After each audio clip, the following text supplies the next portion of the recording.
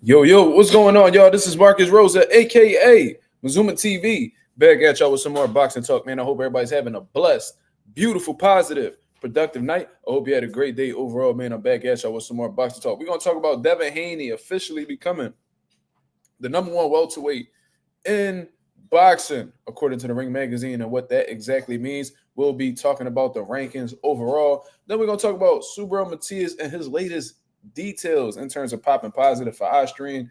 Then, of course, we're going to talk about Artur Beterbiev looking like he wants smoke with David Benavidez. You see what I'm saying? Before we get into that, if y'all could please hit the like button on the way in, that'd be very much appreciated. We on the road to 4K. We well up to the 3,200 mark. About to hit that 3,300 mark in due time. Shout out to the nation and the mob for making this possible. What's going on? What's going on? How we feeling? I'm tired as fuck, y'all. I ain't even gonna lie to y'all, man. But we gonna get through the live like we always do. We gonna have some great conversations. We gonna talk about these great topics, and then we'll be doing the same thing tomorrow. You already know how we do it over here at Mazuma TV. You feel what I mean? Shout out to Marissa Alvarez with the first comment of the day. She says, "Hey, Mark, Matias's team said they're requesting the B sample." Yeah, that's what it's looking like. But there was other details that was involved that I just want to get out there to the people. You know what I mean? Because I feel like this is important, and not everybody's really talking about it. You know, people just saying, Subriel pop positive, but they're not really getting into the little intricate details behind the scenes. So we definitely gonna talk about that. You know what I mean? And some other good things that's going on. Go 787. What up? My boy Justin Jackson in the building. He said, "Salute, Mark wanted that $10." No, bro, it wasn't that. Obviously, $10. You can't really do shit with $10 nowadays. We was having a conversation on the live yesterday, and I was like, I made a bet with Justin, but I didn't know what fight it was. I said, was it for the Haney Norman? But after you clarified for me, then it clicked. I'm like, oh yeah, it was Jake Paul and motherfucking Anthony Joshua. So yeah. My boy Lorenzo in the motherfucking Benzo showing love from out in Tokyo, Japan. He said Tacoma Inoue is champion once again. Yeah, I saw that. He beat the boy Tension or whatever. I didn't get to see the fight.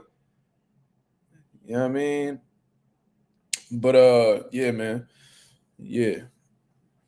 Shout out to Tacoma. I think I said his name right. Marlon, what's going on, brother? R3. He said Mr. Beterbiev getting vocal, as he should. Man. You know what I mean? Everybody be demanding black fighters to be more vocal and market themselves, brand themselves. But they never asked these, European fighters to do it. I always found that to be interesting. Yeah, I mean, like, black fighters got to wear jewelry and, talk, be, brash and, disrespectful. Got to show some type of hood, got to come from like a hood background and got to come from the mud, got to come from the trenches in order to sell pay-per-views. You know what I mean? Like, you got to follow this certain narrative that they want to, they want to paint you in. You know what I mean? They want you to follow a certain narrative, in order to sell tickets. But these European dudes be sitting around, be quiet. You know what I mean? They just box, they get their wins. You know what I mean? They take their money and they go back home. You know what I mean? Justice said black people choose to act like fools. Well, in boxing, there's pressure on black fighters to act like fools. There's some that conform, like Floyd Mayweather. You know what I mean? There were several other characters, but most notably Floyd Mayweather. And then you got ones who didn't conform to, what, the world wanted them to do. You know what I mean? Like Andre Ward, he's been vocal about, not following, that narrative and wanting to do things his own way. Terrence Crawford, he's much of the same. Yeah, Adrian Broner's another one, acting a motherfucking fool. You know what I mean? So, yeah. Yeah, for sure. I mean, shout out to the ones that don't conform to the system. Shout out to the ones who, want to do things their own way and not do what they feel like they, have to do in order to sell pay-per-views. You can sell pay-per-views. You could be a star just being yourself. Terrence Crawford done established that. Andre Ward established that. You know what I mean? If you out here doing what you need to do, getting the wins that you need to get under your belt in order to become Hall of Famers, all-time greats, legends, get it done. You ain't gotta jump out your skin in order to get some recognition. Trust me, your work will speak for itself. Slime, what up? What's going on? Go 787, what up? What's going on? What's going on? We got a few of us in the building already, man. Y'all go ahead and hit the likes. Y'all go ahead and hit the likes, man. I'm trying to hit that mid 3,200 mark by today, man. Yeah, I mean, YouTube been giving me some trouble, but I mean, we did hit the mid 3,200 mark. Let me get that, let's make that clear. But, I'm trying to crack that, pause, I'm trying to crack that 3,300 mark ASAP Rocky. You feel what I'm saying? So we could get that done. I mean, that'd be very much appreciated. Let me go ahead and put this on subscriber only mode, because if you ain't subbed to the channel, why would we care about what you got to say? You know what I'm saying? Like, it's really that simple. Why would we care about what you got to say if you're not, somebody who show love to the channel? You feel me? So we're going to go ahead and do that. Shout out to the Wrench Gang. Shout out to everybody that's coming through and showing love as always.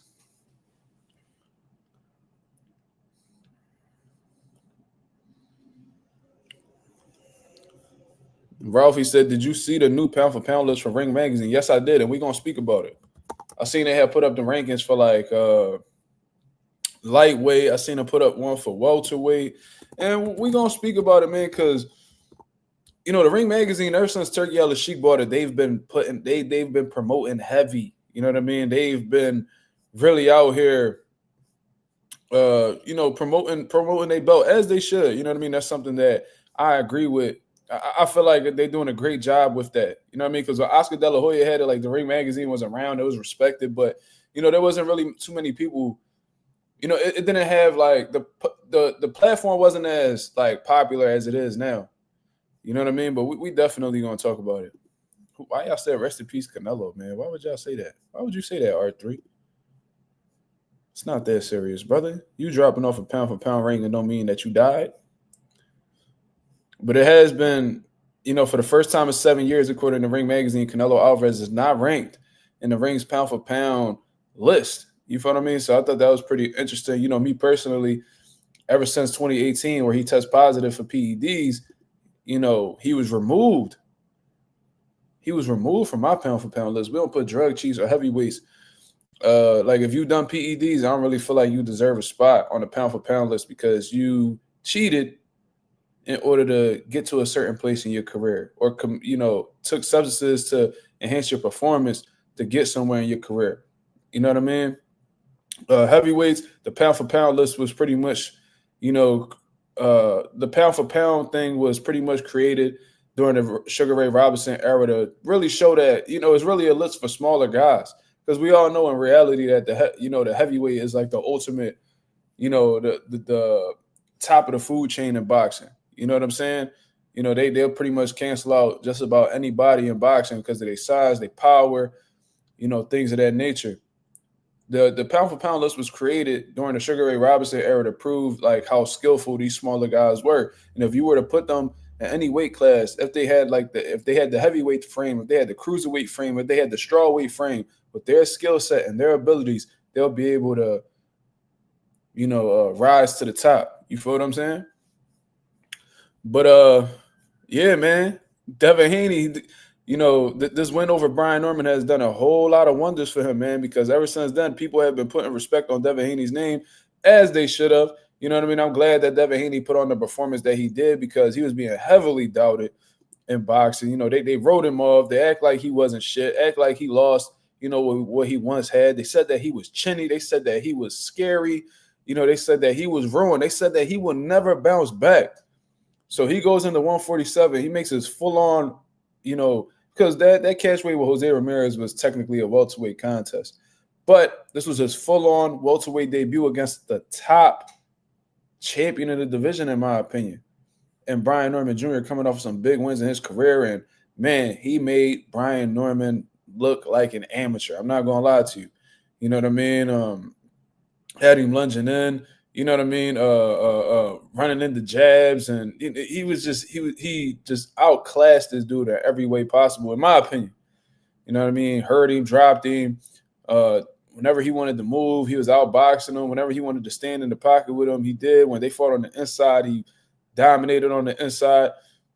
You know what I'm saying? Like, it was just an all-around great performance, man. And I guess Ring Magazine is coming out their way to, put some respect on his name. And I'm, this fight right here really made me like a Devin Haney, like a big Devin Haney fan. I'm not going to lie. You know what I mean? I've been on the record saying that I respect Devin Haney. I like what he's doing in the sport, but I was never like a huge fan of him. Being able to see him bounce back from all of the criticism and the write-offs and stuff like that, man, that's admirable. You know what I mean? It takes a special type of person to bounce back from them type of situations. You know, the average person would have crumbled in his position. But what did he do? He still focused, still dedicated to the game, put his trust and belief in, Allah, I guess you would say. And, man, this dude, he lives the lifestyle, bro. He puts everything into boxing. He got a great support system around him. And, it paid off. He silenced a lot of doubters, bro. A lot of doubters. And the Ring Magazine are showing him love in response to that. So this is the welterweight rankings right here. This is showing all of the current, top welterweights at this point in time. Now, I want y'all to really look at this and notice something about this list. And y'all let me know if I'm tripping. Y'all let me know if I'm tripping or not. Look at this list and you tell me who you believe belongs on here. And they're not here at all. And I find this to be really fucking weird. I'm not gonna lie to y'all. June told not supposed to be there. This isn't the pound for pound list, Ghost. This is the welterweight rankings. Ralphie said, "Where is Karen?" No, let's look a little deeper than that. Who's not on this list that's supposed to be on this list? Right, Anonymous. The other two champs. Right, Jay. Rolly Romero. Where the fuck is Rolly Romero on this list? No, the Stranger Boots is currently at 154, so we can't put him on the welterweight rankings. Yeah, like Rolly missing is absolutely insane to me. I don't understand that at all. So you mean to tell me the current WBA welterweight champion of the world doesn't belong in the top 10 welterweight rankings? But we got guys like Giovanni Santillan, who hasn't done shit since losing to Brian Norman. How about a Montestanionis, who hasn't done shit since getting stopped by Boots? Rohan Polanco, 147 is really lacking depth right now in terms of big names. But Rohan Polanco, hasn't done anything, amazing. How the fuck is Giasov? Somebody, check this out. Ain't Giasov Rolly Romero's mandatory? How the fuck is the mandatory ranked ahead of the champion in the welterweight rankings? Can somebody answer that for me, please? How? How the fuck is Giasov? From what I understand, is the WBA mandatory for Rolly Romero. How the fuck is he top? How is he number 6 on the welterweight rankings, but the guy he's the mandatory for is nowhere to be found on this list? Like, can somebody please answer that for me? Can somebody that works for the Ring Magazine or somebody who knows somebody that works in the Ring Magazine, could y'all please explain to me how Giasov, who is Rolly Romero's mandatory, is ranked ahead of the nigga that he's mandated to face? How is that even possible? And I know Lewis Crocker may not be the biggest name, but let's put some respect on the other champions' names, man. I've been feeling like the Ring Magazine, and this may be something that Turki Al-Sheikh is pushing on his own, because if you peep Turki Al-Sheikh, he's been doing little shit to try to, disregard and berate the other major sanctioning bodies in boxing. I remember when Canelo Alvarez was trying to bring his titles on stage, and Turki was like, "Nope, we're not doing that." I remember when he was saying that, like he pretty much was gonna get, what the fuck was that comment that he made about the sanctioning bodies? Like, basically, he's gonna get rid of them. We're gonna have one world title, and that's what we going by. Like, ultimately tried to erase, the history that these sanctioning bodies have had with boxing. The reality is the history is too fucking rich. With these world titles, the WBO, the WBA, the WBC, the IBF, the history with these sanctioning bodies and boxing are just too rich to just eliminate. Especially when you haven't even put in time in the sport for you to even be trying to dictate all of that. Which is why Teofimo Lopez called you a dictator in reality. But I think, and you hear Max Kellerman saying this, it's like these guys are all reading off of the same script. You got Max Kellerman saying that, no, let's even go to a more recent John. How about when Bam Rodriguez was beating up on Fernando Martinez, and they're like, oh, They're showing you the difference right now between a Ring Magazine champion and a world champion. Like there's a difference. Like they're trying to push some type of superiority out here, and I get it. I mean, that's who's paying y'all. You know what I mean? Turkey Al-Sheikh is paying y'all. He owns the Ring Magazine. Y'all gonna push certain narratives from him. It's like one hand washes the other, right? I get it. However, I don't think you really need to dim somebody light in order to shine yourself. Like I genuinely don't believe that. I hate motherfuckers that try to downplay other people to make themselves look good. That shit is super corny. Y'all all important to the sport. Y'all all eating. Y'all all play a positive role. There's criticisms that you can make about sanctioning bodies and shit like that. Like there's definitely some improvements that need to be made, but they're still very much appreciated in the sport. So I don't really understand why the Ring Magazine is constantly going out of their way to try to shit on other sanctioning bodies or trying to dim the light of other sanctioning bodies. The fact that Lewis Crocker isn't on this list, the fact that Rolly Romero isn't on this list, but his mandatory Giasov is on this list, it's a shitty list. I'm sorry. I don't know who's in control of making these lists. I don't know if this is a panel of people. I don't know if it's one particular person that they hire to make these lists. But I'm going to tell y'all, as a hardcore boxing fan, somebody who's been in the boxing game for many years, who's experienced many years in the game, inside the ring, outside the ring, whatever the case is. This is a terrible fucking list. So R3, Shady McCoy and Mike Coppinger are the ones that's in charge of making this list. I refuse to believe a football player made this rankings, bro. There's no way.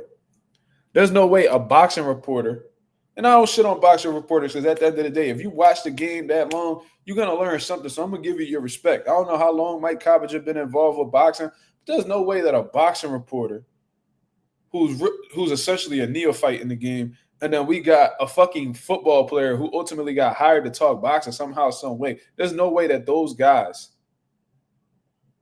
made this list. I refuse to believe that. We need a more experienced panel to make these lists, bro. This is absolutely disgusting. You done had Chris Areola up there. You done had Ryan Garcia up there. You got all these experienced fighters. And even though I may not respect Ryan Garcia, he an experienced fighter at the end of the day. I would respect his opinion more than whoever the fuck made this list right here. This is trash. Shout out to Devin Haney. You deserve to be on the list, brother. I love the fact that you are number one. With the people that follow after you, however, I totally disagree with. Rohan Polanco is ahead of Rolly Romero. Giasov is ahead of Rolly Romero. Alexis Roca is ahead of Rolly Romero. Like, huh? Janara Hill in the building. He said Mazuma Max Kellerman has been going hard for the Ring Magazine belt recently. I never seen Max Kellerman go so hard for one sanctioning body in his whole career. And it's probably because throughout the entire course of his career, he was never paid by somebody who owns a sanctioning body to push a narrative. Because when he was on HBO, you know what I mean? He didn't really he wasn't obligated to do those things. He just had to talk boxing. When he was on First Take, he wasn't obligated to push any sanctioning bodies. He just had to talk sports and debate with Stephen A. Smith. But now he's being hired by Ring Magazine in order to push Ring Magazine narratives. I'm not necessarily surprised. Max Kellerman got, laid off. He got fired by ESPN or whatever. And he coming up off a nice little check now. Max Kellerman, a legend. He's a historical boxing analyst, a boxing commentator. So, you know what I mean? They pay. I'm sure they're paying him really well for his services, and he's showing them love in return. Like, all right, y'all gave me opportunity. Y'all giving me a bag that I can't refuse. So let me go ahead and push these narratives for you. It is what it is. It's really rare if somebody goes into a job and they're able to be themselves. They getting paid to do a certain job, y'all. Like those DAZN commentators, y'all sitting there talking about, oh man, these guys so biased, man. Man, bro, they do what they're told. Tim Bradley, he's a fucking company man. Even if he don't agree with what Top Rank tell him to push, he gonna push that shit. Trust me. And they be like, oh man. Tim Bradley could sit here all day and be like, oh man, I say what I want, man. I'll just be my bullshit, nigga. Bullshit. I knew what was up with you when you was trying to tell everybody that Lomachenko is pound for pound number one over Terrence Crawford. Once I seen that, I knew what type time you was on. When Shakur Stevenson had that last fight deal on that Top Rank card, and he was sitting here talking about, oh, thank God I got my coffee. I knew what type time you was on. I knew what type time you was on. So you can't ever say you not a company man. You do whatever they tell you to do. You know what I'm saying? To this, and I hold this over your head because it's very much true. Tim Bradley, you turned down a career high payday, in a Floyd Mayweather fight because you wanted to be loyal to Top Rank when you was a free agent at the time. You was a sucker ass nigga. You the definition of a sellout. You the definition of a company man. So it is what it is. And you can't say I'm lying, Tim, because you spoke on it on your own behalf. So, motherfucker, we can pull up them interviews if you want to. We can pull out that interview if you want to and really get to talking. You the only nigga who ducked Floyd during the Mayweather sweepstakes. You the only nigga just to appease that old pink person, Bob Arum. You went out of your way to turn down the Floyd Mayweather sweepstake because you wanted to be in Bob Arum's good graces. And what does nigga pay you with? A commentary job. Nigga gave you a commentary job.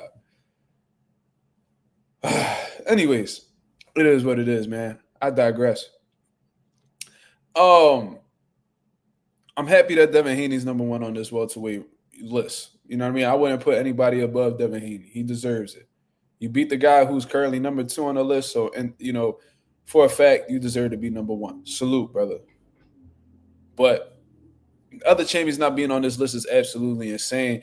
The way I would do this is, I would put the 4 champions at the top of this list. Because ain't that what this is about? Like, isn't being champion like the definition of like you holding some sort of supremacy in the division? Because if you collect all 4 belts, you are the man, right? So why can't, when there's 4 people that have world titles in the division, how are they not the men of the division? And until they unify, you know what I mean? You can't say that there's the man. There's not like one particular man that's outshining the other. There might be some outshining in like the talent department, but in terms of accolades, if I got 1 belt, you got 1 belt, he got 1 belt, and this other dude got 1 belt, we all on the same level until we knock each other off the mountain. It is what it is. So I would put, in all honesty, Devin Haney number 1, right? I would put Rolly Romero number 2 because he came into because first of all, he's a WBA champion and he beat a name, Rolly Romero. Cool. Mario Barrios, I'll probably put number 3. I would probably put him number 3 because he beat your Dennis Ugas at the end of the day. That was a good victory. Lewis Crocker, I would put him number 4. After that, you could probably throw Brian Norman number 5. Right? You could probably throw Amantis Stanionis number 6. Then after that is really debatable in all honesty. Then you can start talking. So what I would name like the first 6. So then I would probably throw Giovanni Santillan there. Shit.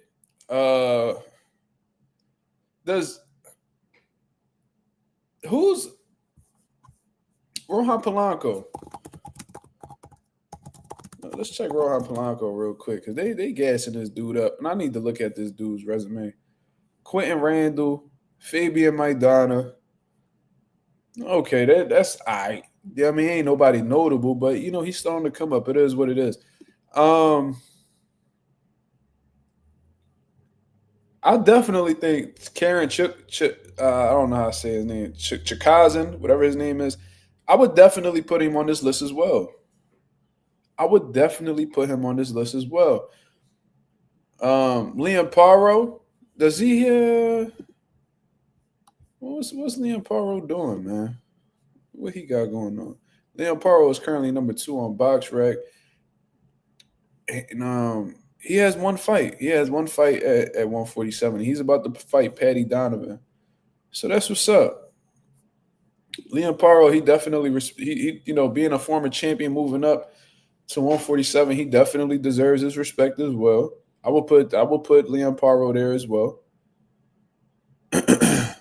And shit, I see that anonymous. He been plotting on the IBF at 47 for a minute. I seen that. So there's definitely people on the list that deserve to be there. We might as well come up with a list right now. How about we do that? How about we show Ring Magazine how the fuck to really do a list? You feel me? So let's do this. So number one, we're gonna leave Devin Haney there, right? Shout out to the Dream. Number two, we're gonna put Rolly Romero. Because at the end of the day, he a champion. You gotta put some respect on his name. He's coming off of the biggest win of his career thus far against Ryan Garcia and had that nigga crying in the car. So then we could go into Mario Barrios, because Mario Barrios, you know, even though we shit on him and things of that nature, he's WBC welterweight champion of the world. You know, he bound to lose his title at any moment now. You know what I mean? Might lose to Ryan, to be real. But at the end of the day, he beat your Dennis Ugas. He did what he had to do in order to become champion. Following that, we're going to have to put Crocker there.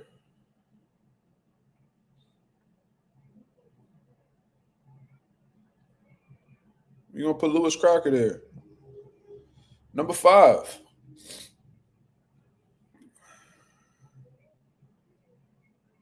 Let's put Brian Norman, number 5. Why not? He lost to Devin Haney, but he's still a top welterweight in my opinion. Then we could put a Monta Stanionis there.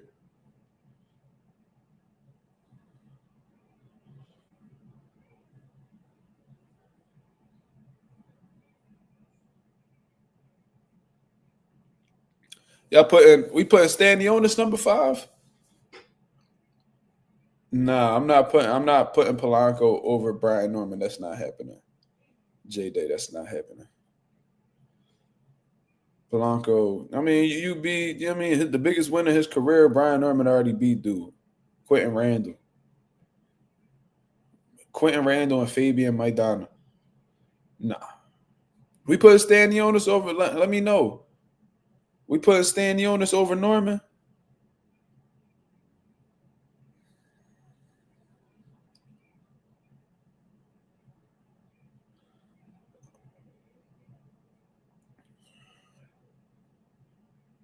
I think I'm gonna keep Brian Norman at number 5.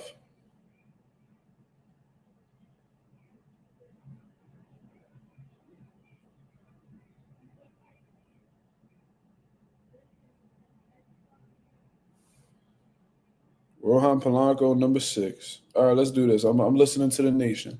Rohan Polanco, number 6. We're gonna put Stanionis.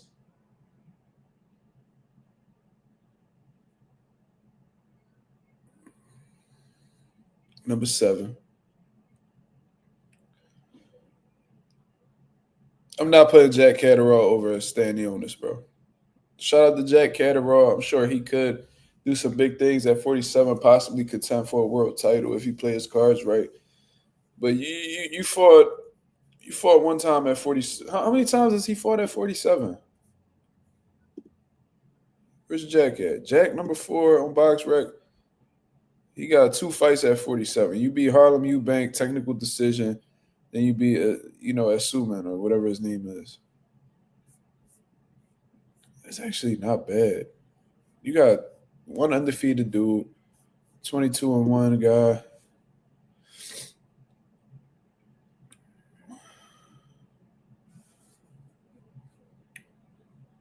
You know what? I'm gonna put Jack Catterall number 8. I'm gonna put Jack Catterall number 8 because he's doing this thing.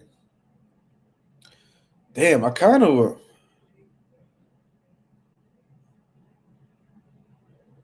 Stanionis after Norman, then Catterall. So, what has Rohan Polanco done that Jack Catterall hasn't done in the division in terms of wins?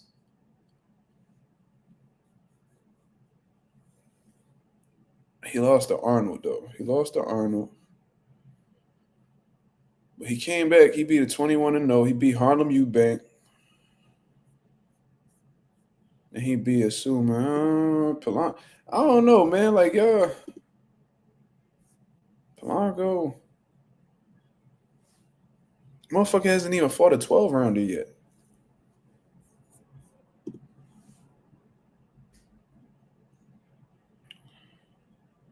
Like, he has not done a 12-round bout yet. I think I'm gonna rearrange that. I think I'm gonna put Jack. I think I'm gonna put Jack over Stanionis momentarily. That's what I'm gonna do. Jack, Catterall. Even though he had, I see what you're saying. Jack Catterall. I'm gonna put Rohan Polanco over Stanionis for the moment, but that could change if Stanionis get another good win.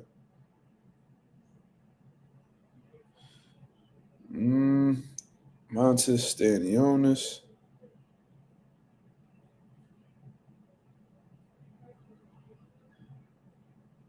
Stanionis. All right, so who's number 9 and who's number 10? Tiger needs to be on this list.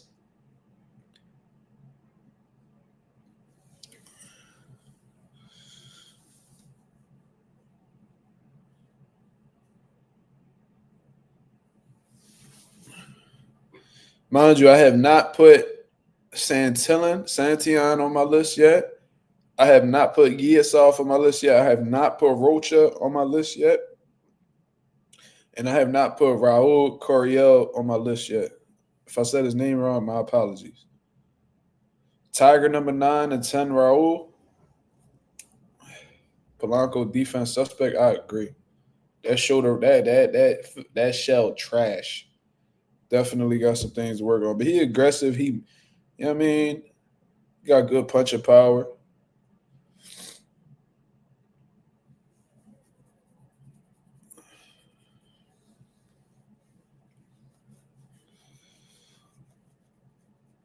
It's like Roca, like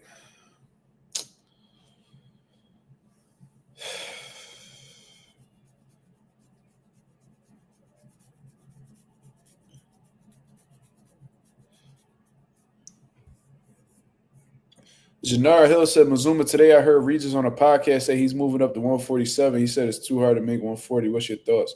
That's a dead motherfucker. That's my thoughts. He gonna get his ass whooped at 47, man. He better leave them niggas alone up there. Should have just stood his ass at 40. It reaches you this old, and now you just finding out 140 too hard to make. Man, you might as well stay there, brother. You had your chance to move up when you was at your peak, nigga. You ain't want to do it. Stay your ass down there.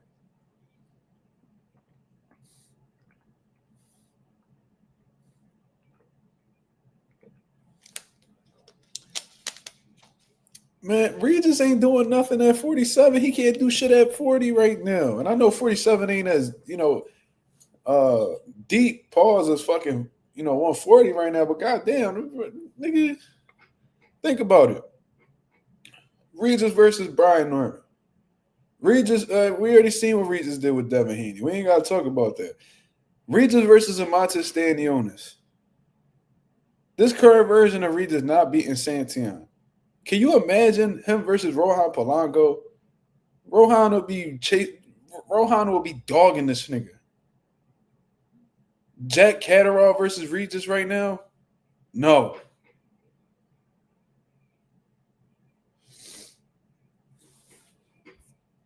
The nigga been at 140 for 99.9% of his career.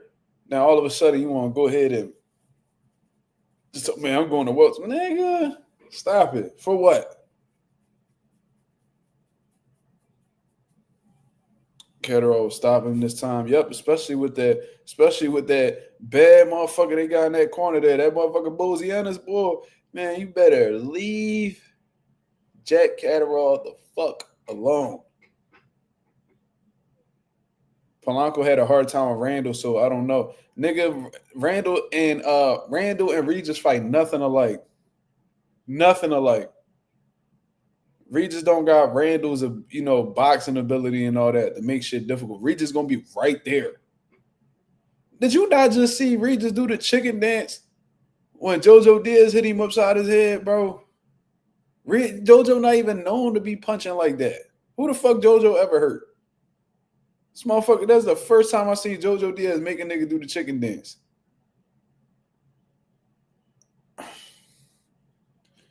Man, Regis better leave Polanco alone. Leave him alone. That's what I say. But if he want to move up to 47, it is what it is. But this Regis, he's very doubtful of himself. Like if you listen to him, after losses and shit, he be talking about retiring.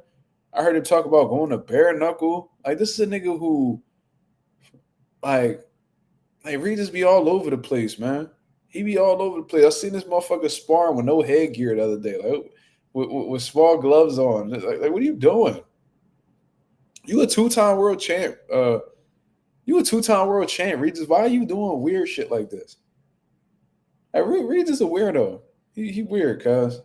He definitely weird. You be talking all that big shit. You lay eggs with Devin Haney and shit. Then you know what I mean? I don't know, bro. I don't know. Regis is a weird individual. Regis versus Blair Cobbs. I would love to see that fight.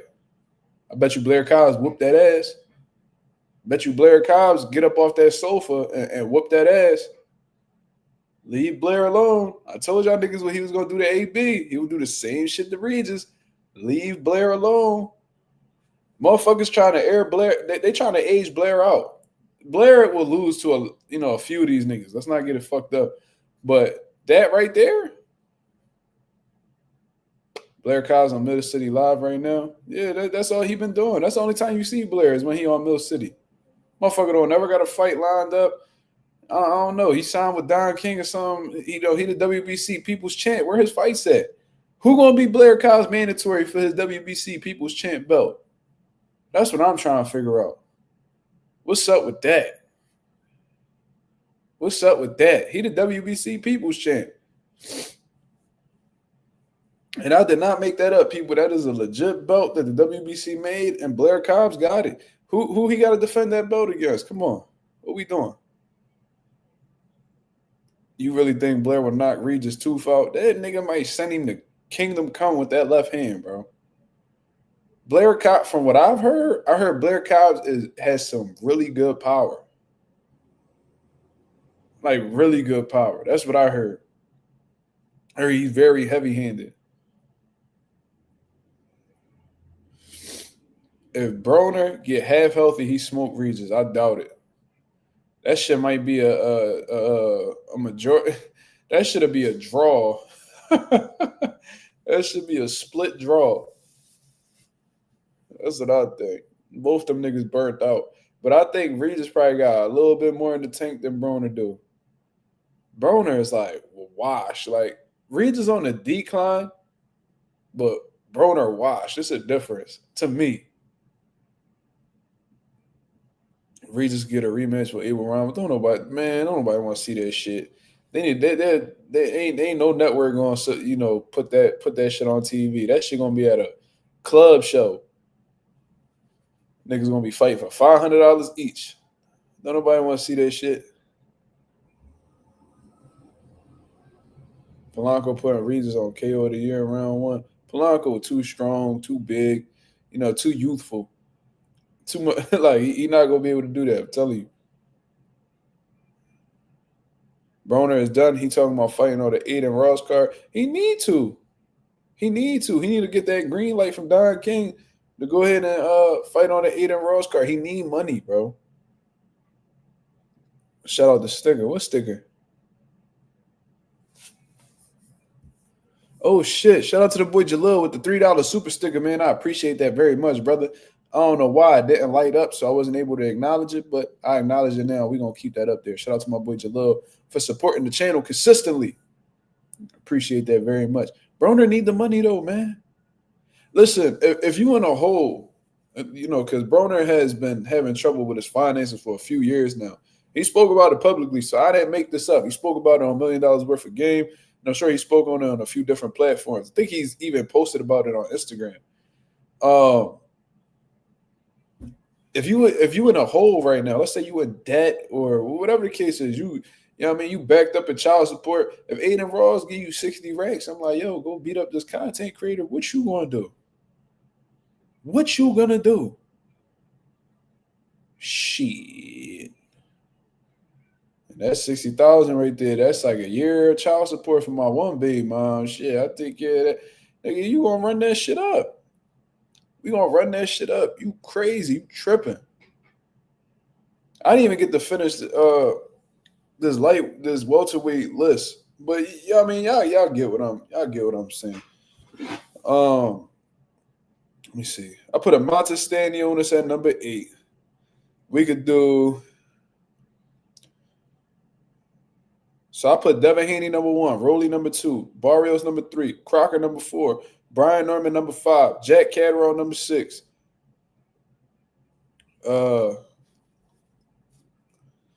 Rohan Polanco number 7, Montestanionis number 8. We could put Karen. Can we put Karen number 9, or y'all ain't fucking with that?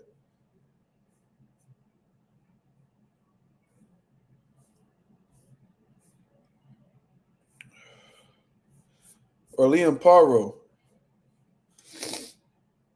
I think I would put Liam Paro. Number 9. Karen number 9 or Liam Paro.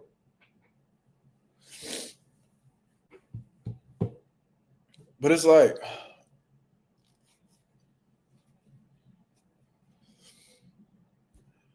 Tiger, Julian Rodriguez number 10. Damn, so Liam Paro don't make this list?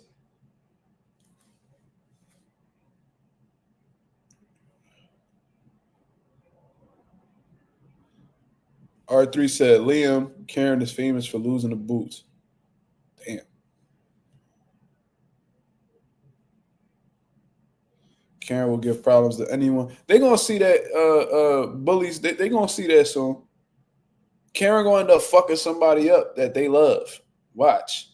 Somebody gonna take the time to fight Karen, and Karen gonna fuck somebody up, and they're gonna be like, oh, this nigga really, he not just a boots opponent, he could really rumble. All right, let's put Karen number 9. And then who number 10? Julian Rodriguez?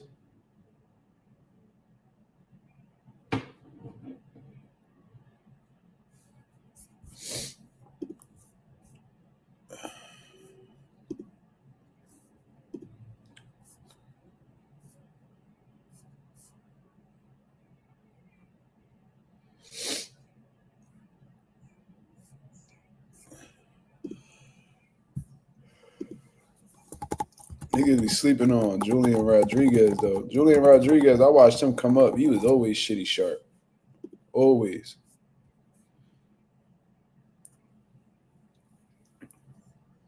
It's like, he did a few 10-rounders, Julian.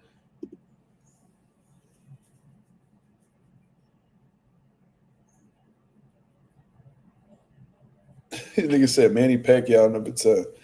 Man, hell no. Hell no. It's almost like you want to put Pacquiao. That's how ass Mario Barrios is, bro. It's like the fact that I got to contemplate putting Manny Pacquiao on the list because your bitch ass didn't want to hit him because you had too much respect. Like, you really a hoe. Why I got to sit here and think about Manny Pacquiao, 46, 47-year-old ass, being on this top 10 welterweight rankings list because your bum ass ain't want to put up a fight? Man, y'all niggas be cooking me. He said put Pac-Man number 10. Oh, my God. Is we really about to do that? Tito, what up, brother? Do we really got to put Manny Pacquiao number 10? This is insane. He came off a 4-year layoff and got a draw, debatably a win against a fucking WBC welterweight champion of the world.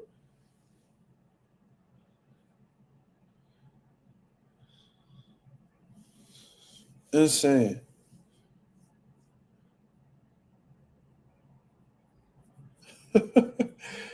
Shout out to Barrios, man. You got me thinking about putting Pacquiao on this top 10 list. That's crazy.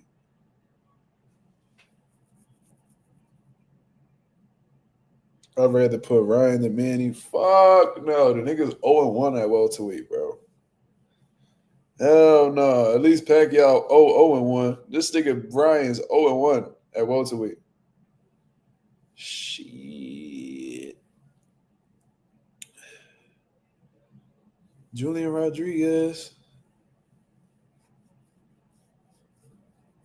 That Avius Griffin one, I'll put some respect on his name. Fuck it. Just for like lack of better names, you feel me? So I guess number 1, Devin Haney, number 2, Roley, 3, Barrios, 4, Crocker, 5, Norman, 6, Catterall, 7, Polanco, 8, Amontes, 9, Karen, and 10, Julian Rodriguez. Even though I feel like I would put Liam Paro ahead of Julian Rodriguez. But I guess it's about welterweights, not like overall success, right? All right, cool. Nigga said just put whoever. That's how I'm feeling. Like, I don't even feel like doing all that extra shit. That's how ass welterweight is. And nigga, just put somebody there, nigga. Roll the dice. I feel you. But yeah, man. Shout out to my boy Ghost with the $5 super chat. He said Subriel topic after. Yeah. Let's talk about that. I had my pop send me something earlier today because he's really been was it my father who sent me that shit? No. It was actually Ghost. Ghost was the one who sent me this. So let's go ahead and get into this, man. So a lot of people are doing research on this situation and seeing how seeing what's going on with Subriel. You know what I mean? And I've heard from people who've, done these interviews. These Spanish-speaking networks have been doing interviews with about Subriel and getting their information together. You seen the video of Mayweather talking to Bill and Dove back in the day? Nah, I didn't. Wow, what happened, Southwest?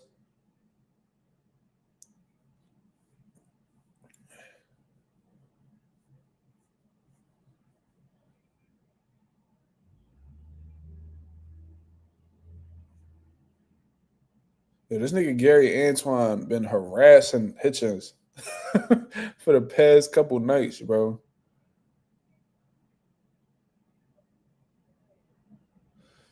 Gary Antoine said, your bitch ass would never say this to my face. When we put it all on the line, then I guarantee I'll stop you. Who the hell you beat to get your name up, Goofy? I'll stop everybody you fought and your bitch ass. Let's bet, Goofy. Call your daddy. They even say to leave you alone. Bad style matchup right now. Damn. Antoine talking crazy.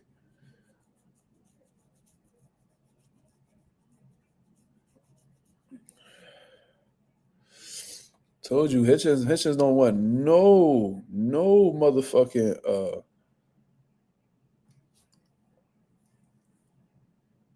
he don't want no trouble with Antoine.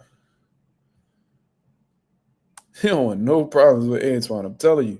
Talking about he need to get his name up. Nigga, you not no name. Your stock, how the fuck you become world champion after beat Liam Paro and your stock still low, nigga? How? Don't no other champion want to fight you. You ain't selling no tickets. You ain't no name, nigga. You and Gary Antoine in the same fucking boat. Antoine got a world title just like you, nigga. Stop talking like he a contender. Ain't like you get no, nigga. You fight him as a unification fight. Hitchens is a bitch, bro. I'm trying to tell y'all niggas, bro.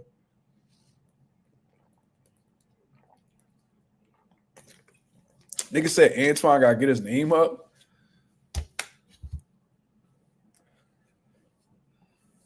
What? Nigga, y'all on the same level. Niggas don't go outside and know who you is, nigga. Shit, the Russell name more well known than your name, nigga. Like what is he talking about? Man, niggas don't want to fight for real. He know what it is. Antoine to beat the. I don't know if he stopped Hitchens. I think Hitchens really go into survival mode fucking with Antoine. But nigga, you crazy. No unifying intentions. Yeah, he keep talking about, man, ain't nobody ever sent me a contract. Nigga, because you ain't even trying, you're not even publicly out here talking about you want to fight them. What they gonna bother? Why they gonna pay their lawyers to send you a contract that they know you ain't gonna sign, nigga? Fuck is you talking about? Whole ass nigga. Ain't nobody sent me no contract. Nigga, you gotta accept the nigga, you gotta be interested in the fight before they send you a contract. You ain't even showing interest, nigga. Shit, you better leave that weird. Because Antoine a little weirdo too. I seen like his social media pages and shit like that. Antoine looked like that one black boy in high school that going through an emo phase. He one of them. You know them niggas that be having the emo phase in high school. They be dyeing their hair purple and shit. Like Antoine, one of them niggas. He chill with them with the weird white bulls and shit. Emo, nigga got chains hanging off his jeans and shit. He one of them. Nigga got black fingernail polish. That's what Antoine remind me of. And I don't want the world to see me, 'cause I don't think that they'd understand. When everything's made to be broken, I just want you to know who I am. That's Antoine. That nigga be listening to that. And I give up forever to touch you, 'cause I know. Like that's how Antoine be.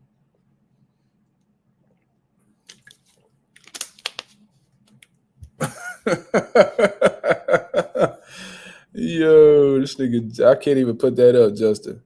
Antoine, no, I never said Antoine was a bitch. Don't get it fucked up. Don't get it fucked up. I never said that. I never said that. I said he looked like the one black boy in his high school that went through an emo phase. That's all I said.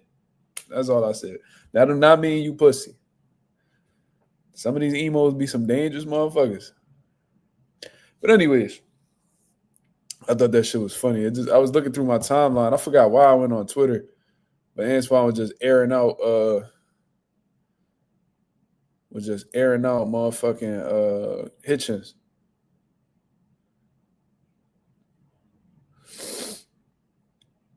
Man, this nigga Schofield Sr. is a joke. He says that Abdullah Mason got gifted the belt, but Sam Noakes won that fight. First of all, Miss Ma'am, Abdullah Mason won that fight fair and square, and I think you pushing this narrative because for one, you don't want your son to fight this nigga. You know what I mean? Like your son had a sprain on his hand, and y'all avoided fighting JoJo Diaz. So that let me know how scary y'all niggas is in terms of, getting some type of controversial fight or an L. You push it on your son, the greatest of all time. We studied the five. The what's it? How many styles he said there is in boxing? The 5 styles of boxing. There's some bullshit like that. Then, you know what I mean? Like, y'all niggas beat up on Tevin Farmer coming off of, I don't know how many losses. What is like a 3-fight losing streak? Then y'all niggas want to come out and talk about, you know what I mean? Y'all ready to fight Abdullah. Y'all do this to Abdullah and all this shit. Whole time, he over there fighting incredible motherfuckers and winning the belt. And he won the belt quicker than y'all did, so y'all probably salty about that. So it's probably a combination of y'all trying to downplay him because y'all don't want the fans to ask y'all for that fight. Then 2, probably downplaying him because y'all salty he was able to get a world title before y'all. And plus, they offered y'all a fight and y'all turned it down, overpricing yourselves. Niggas offered $1 million to Rumble and you ain't even want to look his way. But you took less money to, fight Tevin Farmer? Stop it. Man, we was homeless. Man, shut up, nigga.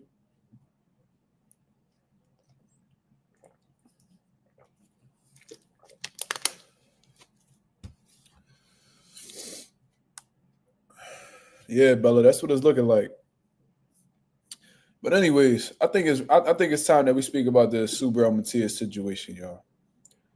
Let's really get into this situation. I think we need to speak about this because there were some things that I didn't know when we first started talking about this. Now, this doesn't necessarily put Subriel Matías in the clear whatsoever. Let's not get it fucked up. We not defending dude. You know what I mean? We not trying to justify motherfuckers popping positive. At the end of the day, right is right and wrong is wrong. And I'm going to hold him accountable just like how I held everybody else accountable. Even though I was a big fan of his and it sucks for me to, speak on him in this light. You know what I mean? We got to talk about it. You feel what I mean? Because that's part of being objective. We got to speak the facts and we got to hold people accountable for their mistakes, right?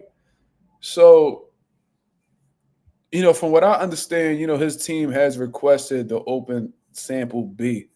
You know what I mean? Which is, that's a step in the right direction. The fact that they willing to take that chance. You know what I mean? It lets them know that, they really want to get down to the bottom of this, and they may not have been in the knowing that they had something in their system, right? But let's share this real quick. And like I said, the fact that the substance is in the system, I really don't fuck with that, and it makes me highly skeptical of things. But let's check this out right here. Now, this is the New York State Department of State Athletic Commission. And these are different substance names or types, and there's limits, and there's decision limits on each one of these. There's some that says abnormal at any detectable level. So it's like nandrolone, all these different substances, stanozol, testosterone, trenbolone, whatever the fuck, clenbuterol. So look, it says clenbuterol is abnormal at any detectable level. So if they even detect it in the slightest, it's abnormal. You popping positive, right? So then here's SARMs. SARM seems to be empty right here, but then it goes into, ostarine. It says abnormal at levels greater than 0.1 milliliters, right? Subriel's was 0.085. You feel what I'm saying? So his was significantly lower than what was banned.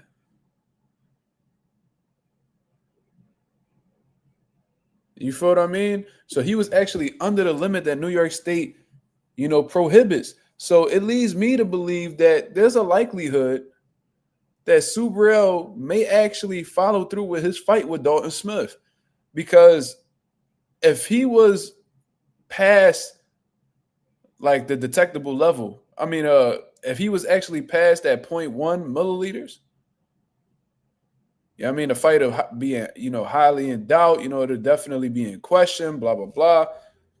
But that's not the case. Now, does this automatically make Subriel guilty? Or not guilty? Absolutely not. No, his feet is still we still gonna put his feet to the fire, man. We definitely gonna come down to some type of, we gonna get some answers behind this. But if we're talking about, limits here, because taking into consideration that, 4 days, I think he had taken a test 4 days before, they say he was completely clean. Now they're saying that there was 0.085 milliliters of ostarine in his system. What was that? November 9th or some shit like that. Right? So they were saying that if he was really taking these substances, that they would have found a bigger amount in his system, that they wouldn't have caught him with such a small amount of ostarine in his system. Now, I did think about this, and masking agents are very much alive. Like, that is something that, can really hide how much you really have. It could easily be a situation where, Subriel might have been taking the performance enhancement drugs, and when he was clean the first time, the masking agent was, in his system and was doing his job and covering the amount that was in his body. And, maybe when he got tested the second time, the masking agent really wasn't as strong of a presence. Thus, the ostarine was just finding his way into the samples. That's very well a possibility. But Subriel and his team has gone as far as to do a hair follicle sample to prove his innocence. And according to, the research that I've done, hair follicles go back as far as 3 months. So if there's a situation where, and by the way, they said that Memo Heredia is somebody who's known for being associated with like performance enhancement drugs and shit like that. From what I've heard, they called him the juice man and all types of shit. They said that with that lower levels, there's a high probability that he may be victim to contamination. That's something that was said. But to move further along, hold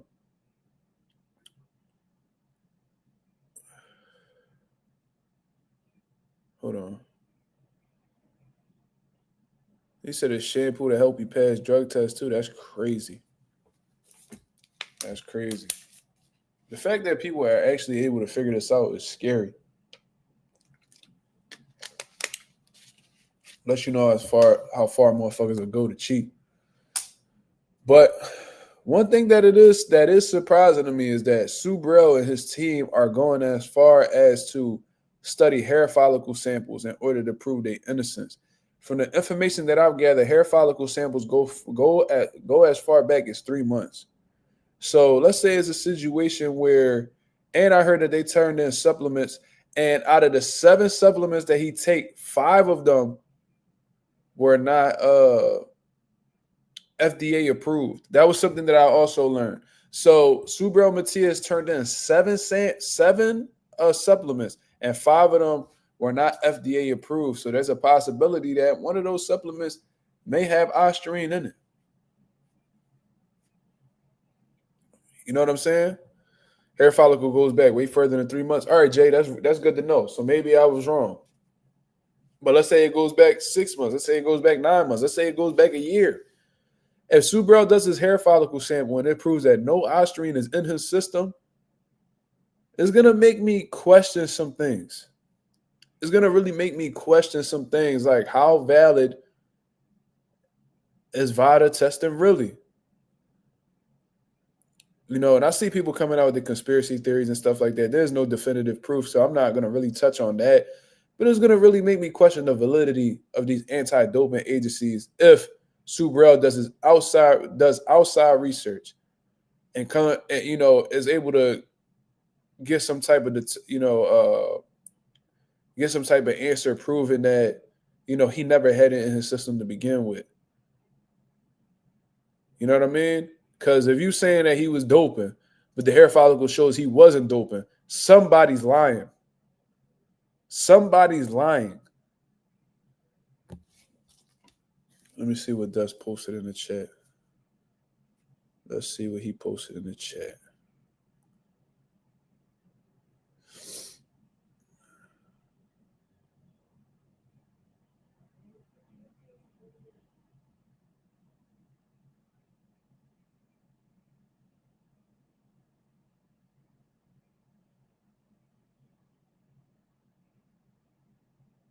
Oh, shit. There's a way to pass these.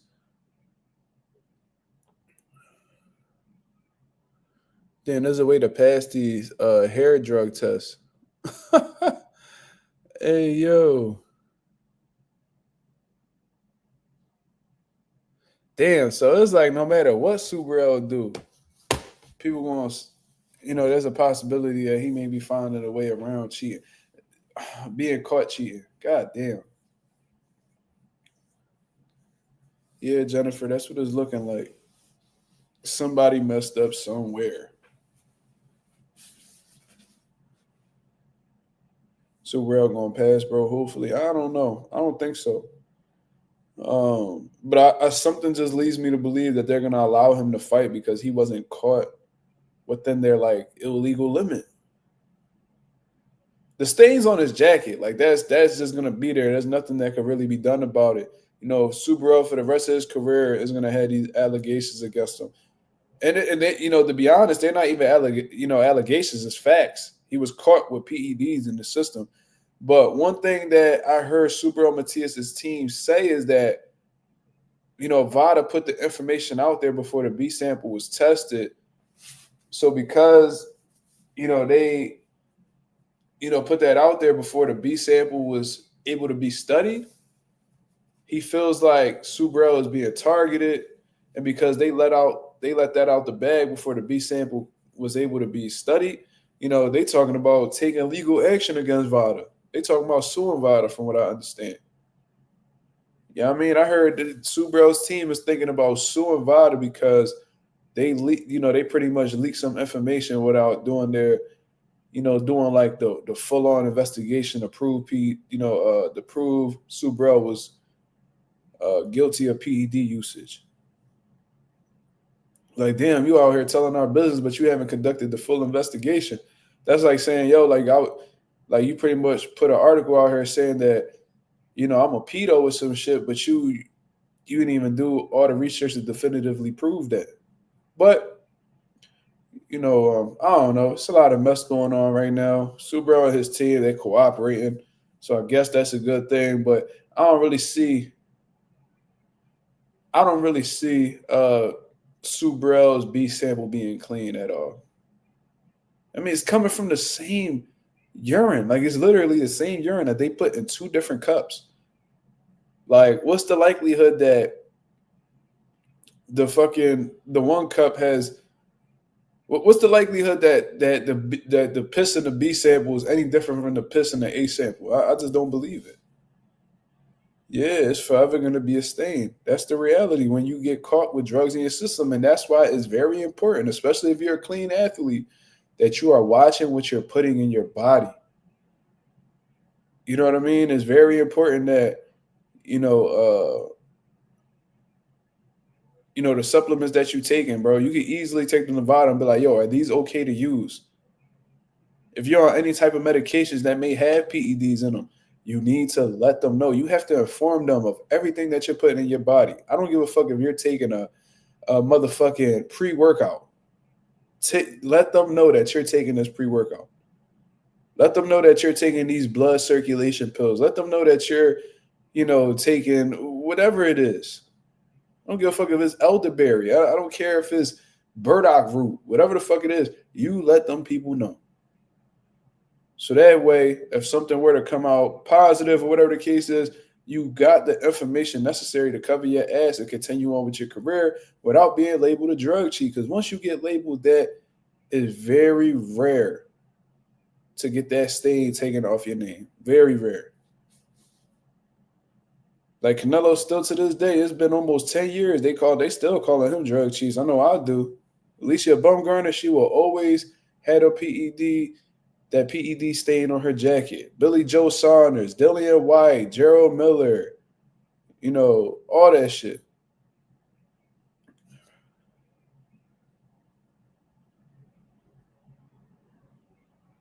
Dalton Smith not even good enough to cheat for it, to be honest. Maybe Subriel been doing that. Maybe that was just part of his routine. Maybe he felt like he didn't need the juice for fucking Dalton Smith, but maybe he needed to for Albert Puello, who's also a drug cheat. Shane Mosley, there you go. Roy Jones, yep, a lot of people don't know that, but Roy Jones, and I heard he had like his excuse or whatever, but James Toney tested positive. Antonio Tarver tested positive. It was a lot of fighters. It was a lot of fighters. Marcus Rosa used PEDs versus me in the amateurs. That's wild. Taking PEDs in the amateurs is like some sick shit. Not gonna lie.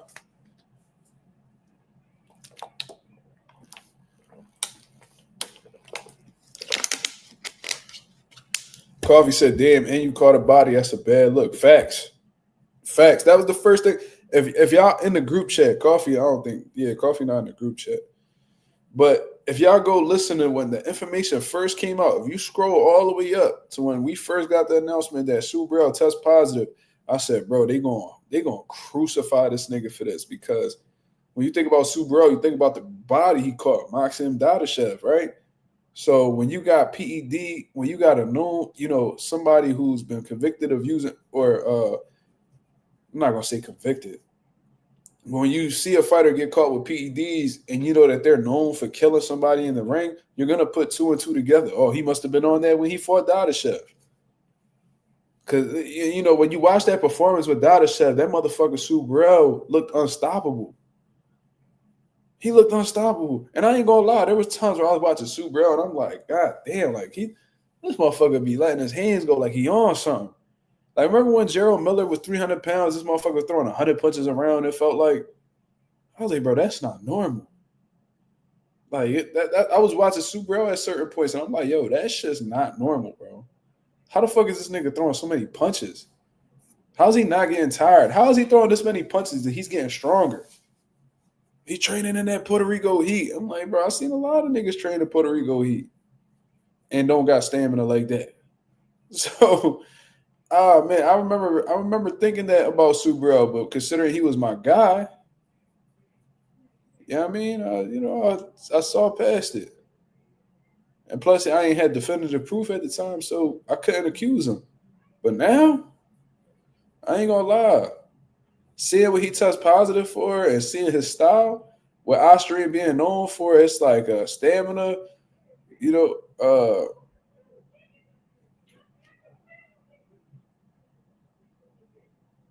they wildin' next door. Subriel was training in Mexico. He was training with Mexico when he was with Coach Panda, but ever since he's lost to Liam Paro, he's been in Puerto Rico training with this new guy.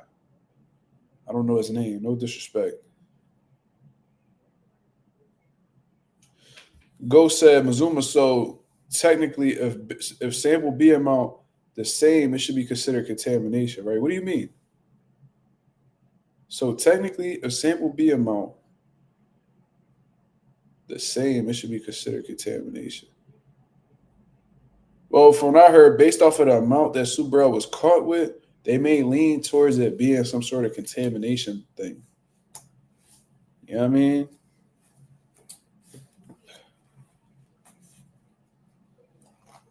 But I don't know. If it's the same amount, I don't know.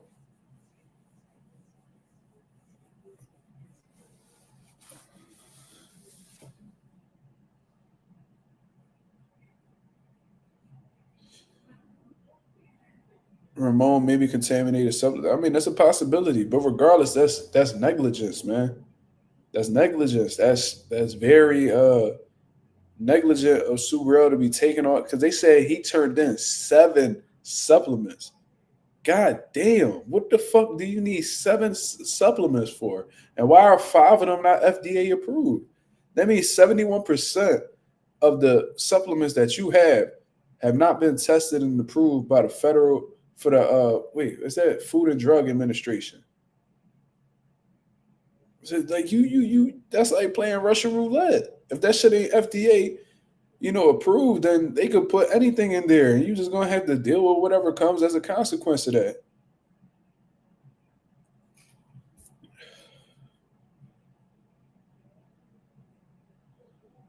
Yeah, Notorious. It just confirms it's in the system, right? Ramon says same situation with Ryan Garcia. No, Ryan Garcia was over the limit. Let me see. Let me see what Ryan.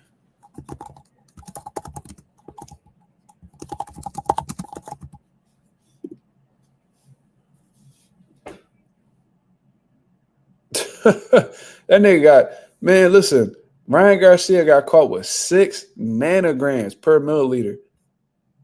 Nigga, that's 60 times the New York State Athletic Commission allowable limit of 0.1 nanograms. Subriel got caught with 0.085 nanograms. So he touched for less. Ryan Garcia times for 60 times the allowable limit. That lets you know everything you need to know.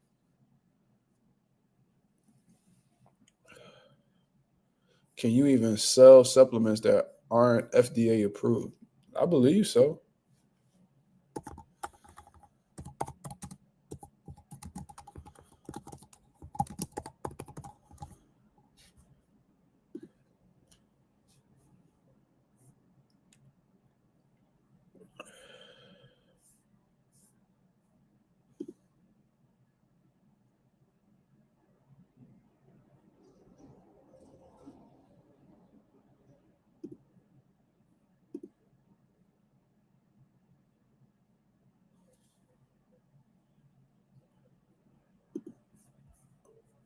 I don't know, bro.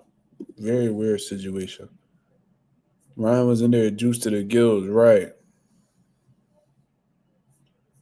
Nick J, if you read this chart right here, it says that Ostarine, abnormal, according to the New York State Athletic Commission, if you have anything above 0.1 nanograms, anything greater than 0.1 nanograms, you know what I mean? That's considered abnormal, and you'll be penalized as a result of that. Subriel Matías was caught with 0.085 nanograms in his system. So technically, by New York State Athletic Commission's rules, he was below the limit, so it wouldn't be considered abnormal in their eyes. So, yeah, the Ostarine was definitely in his system. However, The amount that he was caught with wasn't considered abnormal by the New York State Athletic Commission. Now, VADA may see that as something different. Maybe their rule is, nigga, if it's in your system, period, we on you. And I understand it. And this nigga was 0.085 shouldn't be in his system, period. How about 0.000, nigga? I get it. But I think this reason right here is why they're going to end up following through with that fight. Now, I think the WBC, let's see if they're going to be forgiving of Subriel Matías. Let's see, because, you know, they're giving a lot of Mexicans leeway. Oh, we've done our investigation and we find him not guilty. They tend to let a lot of Mexicans slide. And shit, they ain't banned Ryan Garcia until he started saying shit about black people.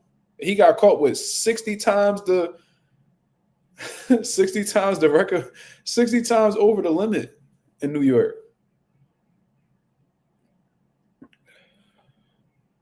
So I don't know, man. I don't know. The WBC seems to be really forgiving for Mexicans when they get caught with shit, even raising their levels of like clenbuterol and stuff like that to, you know, pretty much enable Mexicans to have clenbuterol in their system, basically.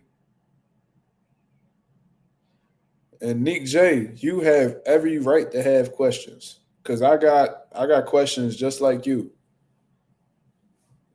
And, you know, people being unalive in the sport is no joking matter. That shit's not funny. That's very fucking serious. So when you had these PEDs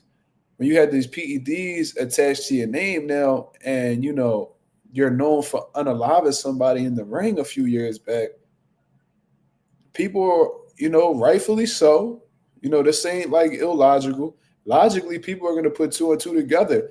How long was he on PEDs? Because you never really know.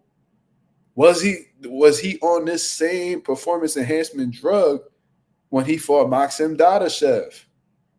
Because if you were, nigga, that's murder. You feel what I'm saying? Like that's not a joke, bro. Like that's very fucking serious. And if you taking PEDs and you end up killing somebody as a result of that, you deserve to go to jail. Regardless of whether this is a sport or not. You know what I mean? So yeah, I got a lot of questions too, and it's heartbreaking, bro. I ain't gonna lie, man. This is the first fighter that I've experienced in my lifetime that I was a genuine fan of and pop positive.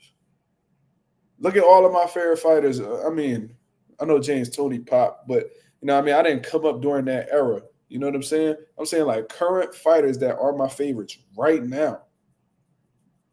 Benavidez test positive for cocaine, but we already knew what type time he was on. Same shit Joseph Parker was on. Like Bam, Boots, Benavidez outside of the Coca. All these different fighters, that was my favorite. A lot of these guys have maintained being clean athletes.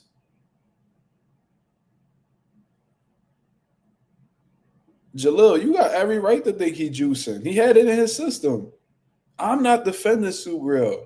I'm just saying that if there's a situation where, you know, he's able to prove that this was contamination or he didn't have it in his system at all, whether it's through the hair follicle shit or, you know, whatever the case is, it's going to really make me question the validity of these anti-doping agencies. I don't know. It's gonna be interesting to see how this shit turns out. Me personally, I think the B sample is gonna be positive, just like the A was.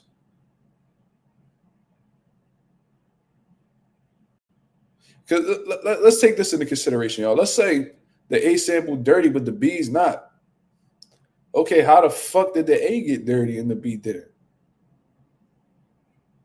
If it came from the same piss, like the same session, came from the same day of testing, that's like, are y'all niggas doing this? I think he accidentally took something contaminated that's too small. Well, from what I understand, you can only get Austrian in your system from injecting it. What they said? What they said? Injecting it.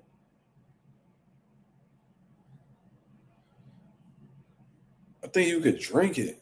I didn't, or you could take it in pill form or some shit like that. He need an opportunity to prove his innocence, just like Canelo and the rest of them. Yeah, and they requested the B sample, so that's them attempting to prove their innocence. So I'm with it. I think everybody deserves a due process because it could easily be a misunderstanding. Like in the court of public opinion, you're basically guilty until proven innocent. But in the country that we're currently in, you're innocent until proven guilty. So we'll see. Me personally, though, I don't think the B sample is going to be any different than the A. That's just me. You feel me? But we'll see in due time. We'll see in due time, right? Anybody got any other questions before I get up out of here, man? Let me know. Let me see where the sub count is at. Let's see where the sub count is at. Okay, those subs going up. Salute, salute, salute. I want to see where my channel views is at. Let me check this real quick. We about to be close to that 1 million mark, like in terms of total views. Ooh-wee. We had 936,000. Let's go. The stranger said, who should Devin face next? I definitely want to see him unified. You know what I'm saying? I know Rolly Romero hasn't ever really been too optimistic about fighting Dev. I think I understand why. But, I don't know if that Rolly Romero opportunity is going to be there for him. But I wouldn't mind seeing that fight. That'd be a good fight. Who else? Shit, if he could get that. I don't know, man. Eddie Hearn be acting real scary. So I think he's going to save Lewis Crocker for Conor Ben, to be real. I don't see Barrios giving him an opportunity neither. I really don't. So I think what's going to end up happening is I think Ryan's going to knock Barrios out, right? I think somehow, some way he's going to knock Barrios out. And then, Turkey Al-Sheikh is going to set up the rematch for them to face each other for the WBC and the WBO welterweight titles. That's what I think is going to happen. I don't think Rolly wants to fight Devin. I don't think he likes that style. That's just my opinion. I don't think he really wants anything to do with that style. I've seen them spar sessions. I see how the way they went. They look relatively easy for Dev. Sparring and, the fights could be, totally different. I understand. But I don't think Turkey Al-Sheikh and Riyadh Season are that enthused with Rolly Romero neither, because Rolly had a lot to say after the Ryan Garcia fight, saying how, like they was treating him like shit the whole time. Like their hospitality was shit. They was giving them problems at the hotel. And, there was a lot of bullshit that was going on. And Rolly let me know a little bit of details that was going on behind the scenes with him. Like they was basically like trying to set him up to lose. You know what I mean? But he just stood patient. You know what I mean? He did what he needed to do. And then, he ended up fighting. He did what he needed to do, which was beat Ryan. But that may be a reason why Ring Magazine didn't include him on that welterweight list, because, Rolly had some shit to say about them. So they probably wasn't too fond of that, and they cut Rolly off. That may be a thing. Because, Turkey, he hold grudges.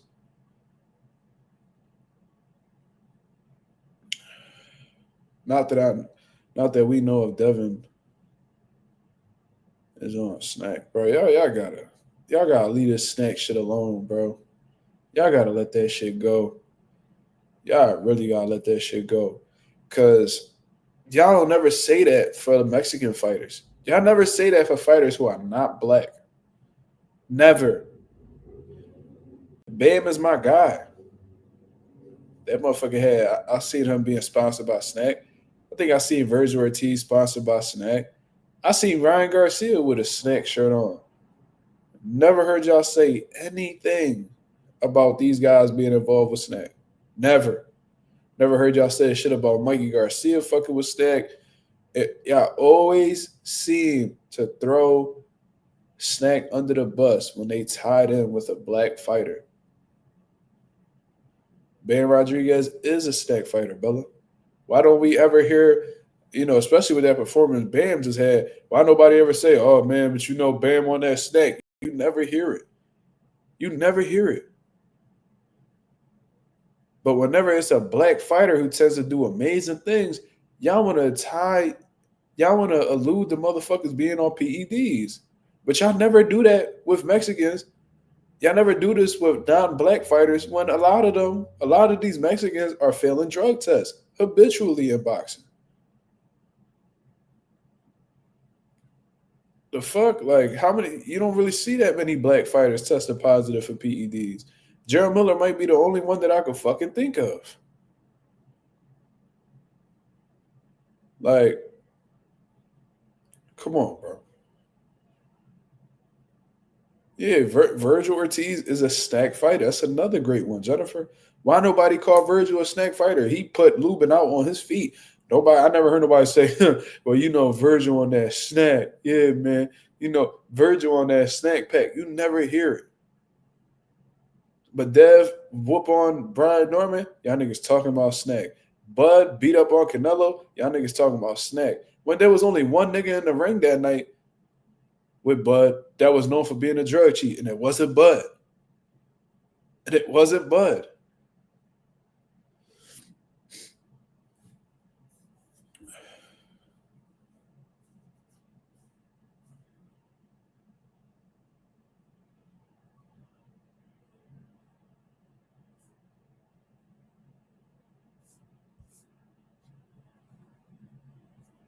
Yeah, like I never hear y'all niggas jump out because y'all so against PEDs, but then y'all the same niggas who be like, oh man, I can't erase what I seen that night. With Ryan and Dev. PEDs don't even he couldn't block a hook. He couldn't block a hook. PEDs don't improve hooks. Shit like that. Like, man, y'all motherfuckers pick and choose when y'all wanna be against something. Fuck out of here. Like I said, I'm the only nigga that done called who done consistently criticized Alicia Bumgarner for being a drug cheat. Only me. I don't give a fuck. You male, female, you ugly, pretty, whatever the case is. Right is right and wrong is wrong.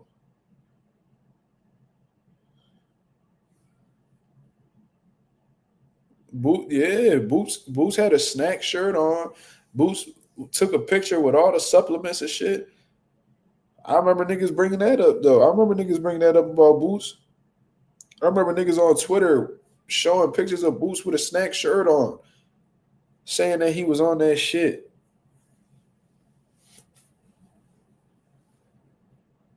Plant a snack fighter facts. It's another one. Mike Garcia did his whole training camp against Errol Spence in the snack facility. I never heard them say nothing. Never.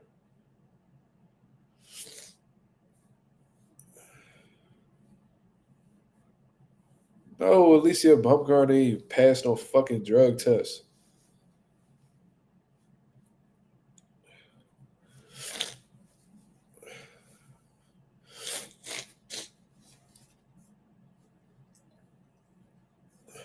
Alicia Bumgarner did like her own test to try to prove her innocence, but I think she tested for everything except what the hell she tested positive for. That was the crazy part.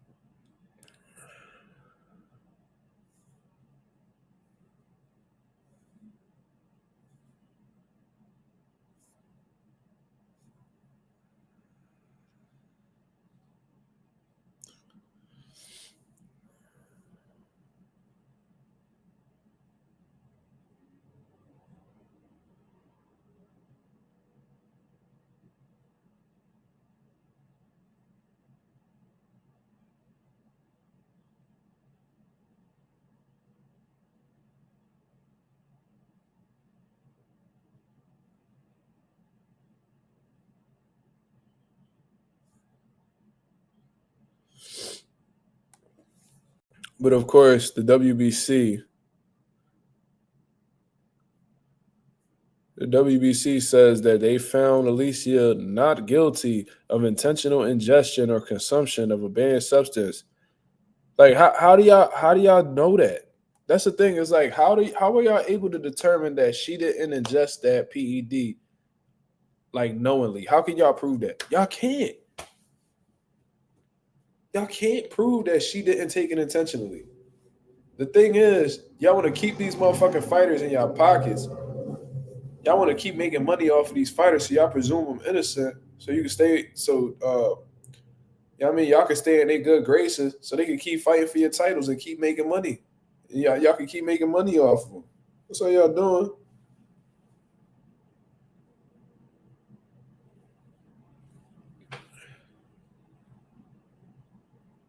Planting Barrios don't got the premium version of Snack Marlin, the damn fool.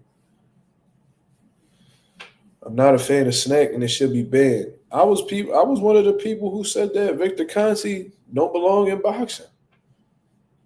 I said that. I said I said Victor Conte being allowed back in boxing when he's banned everywhere else lets you know how corrupt boxing is. And how a lot of things are set up to enable drug cheats. I genuinely believe that. I knew this sport was cooked when Devin Haney sued Ryan for being on PEDs and fighting him, pretty much going against the rules, and everybody was so against it. Oh, I'll just fight him again. Why fight a drug cheat again? Why? Why fight a drug cheat again? For what?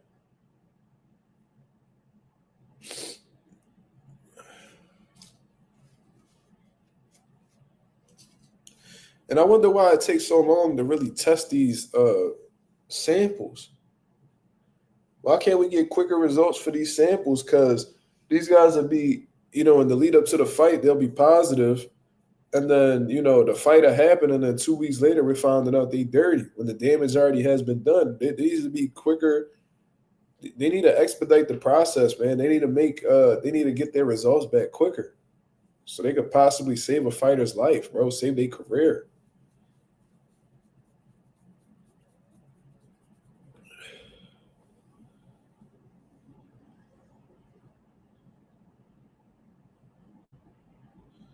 He got sued for breach of contract. I don't like the fact that like Devin Haney, I think he crumbled to that criticism. Like, man, get it back in blood, man. You ain't gotta sue nobody. And I think Devin put that lawsuit down because he was hearing what everybody else was saying. Fuck that. Niggas would have been mad at me. I would have took Ryan to court and tried to get every dollar I could. Every dollar. Who'd you pick in the Haney fight? I picked Haney. And I said by unanimous decision.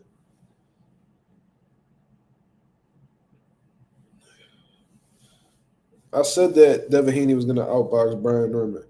It was actually a pretty easy pick for me.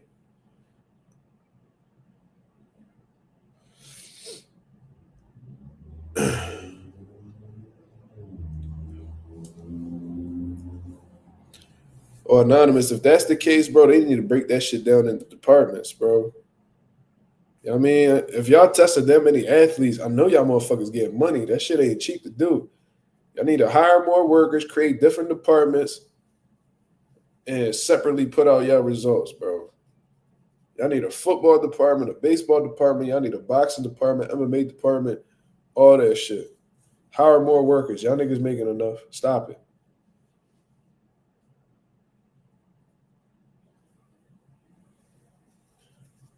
But anyways, I'm going to get up out of here, man. I appreciate everybody that came through and show love as always. If y'all can go ahead and hit the like button on the way out, that'd be very much appreciated. Like I said, we on the road to 4K. We went into the 3,200 mark. About to hit that 3,300 mark in due time. I would like to take the time to thank everybody that came through and show love. You know what I mean? Shout out to my boy, Jalil with the $3 super sticker. Shout out to my boy Ghost with the $5 super chat. You know what I mean? That definitely helps the channel go a long way. You know what I'm saying? We be back at y'all with another live to continue cooking up on what's going on in the boxing world. You know what I mean? Shout out to the nation and the mob. I hope you guys come back for the following live tomorrow, 10:30 p.m. Eastern Standard Time, because we got some things that we need to discuss. Until then, hope you guys have a blessed, beautiful one. I'm up out of here, man. Peace.